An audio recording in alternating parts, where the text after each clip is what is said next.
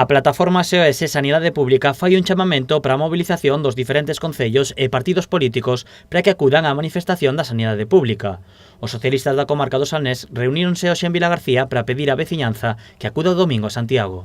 Queremos facer tamén hoxe aquí en Vilagarcía, especialmente porque esta comarca e esta vila está sendo especialmente vilipendiada polas políticas sanitarias do goberno Feijóo. Os socialistas consideran que hai moitos concellos que están sendo maltratados polo goberno da Xunta de Galicia.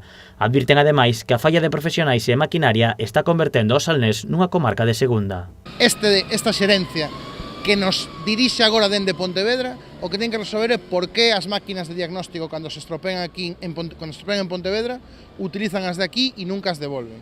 Por que temos a metade de profesionais de medicina interna? Por que para pedir un bolígrafo hai que facer unha instancia? Por que temos nula capacidade de contratación neste hospital do Salnés? Por que antes tiñamos servicio de análise clínico na Casa do Mar e agora hai que ir a Pontevedra? Por que non temos servicios que cada vez que hai unha dúbida nun servicio lévano para Pontevedra? E iso o que fai é que esta comarca, Vilagarcía e toda a comarca do Arousa, sexa unha comarca de segunda para o Partido Popular. Dende Vilagarcía sinalan que a única maneira de que o Partido Popular proporcione a vila unha sanidade digna e un novo centro de saúde pasa por esta movilización.